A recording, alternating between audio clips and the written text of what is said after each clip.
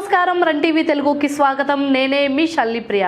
ఏపీలో దేశంలోనే తొలి క్వాంటం కంప్యూటర్ టెస్టింగ్ సెంటర్ల ఏర్పాటు నుండి మహిళా రిజర్వేషన్లపై ప్రధాని మోదీ కీలక ప్రకటన వరకు, అలాగే హజ్ యాత్రలో కొత్త నిబంధనలు మరియు ఎల్పీజీ సిలిండర్ల సరఫరాలో మార్పుల వరకు అన్ని విశేషాలు ఇప్పుడు చూద్దాం. వేంపల్లిలో వైభవంగా శ్రీ చెన్నకేశవ స్వామి తేరు ఉత్సవం. వేంపల్లి పంచాయతీ జంగాలపల్లి గ్రామంలో శ్రీ చెన్నకేశవ స్వామి తేరు ఉత్సవం అత్యంత భక్తి శ్రద్ధలతో జరిగింది. ఈ వేడుకలో ఉమ్మడి చిత్తూరు జిల్లా ప్రధాన కార్యదర్శి, AMC chairman Sivaram Rayal, Janasena IT కోఆర్డినేటర్లు లక్ష్మీప్రతి, అరవింద్ పాల్గొని స్వామివారిని దర్శించుకున్నారు. మదనపల్లి మండలం ప్రధాన కార్యదర్శి జంగాలపల్లి శేఖర, అమర్నాయుడు, రాజనాయుడు సహా భారీ సంఖ్యలో భక్తులు పాల్గొనడంతో గ్రామంలో కోలాహలం నెలకొంది. ఏపీలో దేశంలోనే తొలి క్వాంటం కంప్యూటర్ టెస్టింగ్ ఫెసిలిటీ. భారతదేశంలోనే మొదటి స్వదేశీ క్వాంటం కంప్యూటర్ల టెస్టింగ్ కేంద్రాలకు కేంద్ర ప్రభుత్వం వేదిక కానుంది.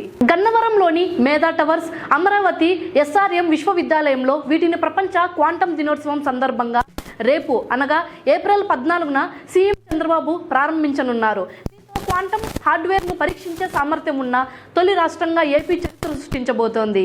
సుమారు 1,05,000 మంది విద్యార్థులు ఈ చారిత్రాత్మక ఘట్టాన్ని వీక్షించేలా ప్రభుత్వం ఏర్పాట్లు చేసింది. 2029 నాటికి మహిళా రిజర్వేషన్ల అమలు. ప్రధాని మోదీ మహిళా రిజర్వేషన్ల బిల్లు భారత ప్రజాస్వామ్యాన్ని మరింత బలోపేతం చేస్తుందని ప్రధాని నరేంద్ర మోదీ ధీమా వ్యక్తం చేశారు. 2029 లోక్సభ, అసెంబ్లీ ఎన్నికల నాటికి మహిళా రిజర్వేషన్లను ఖచ్చితంగా అమలు చేయడమే లక్ష్యమని ఆయన స్పష్టం చేశారు.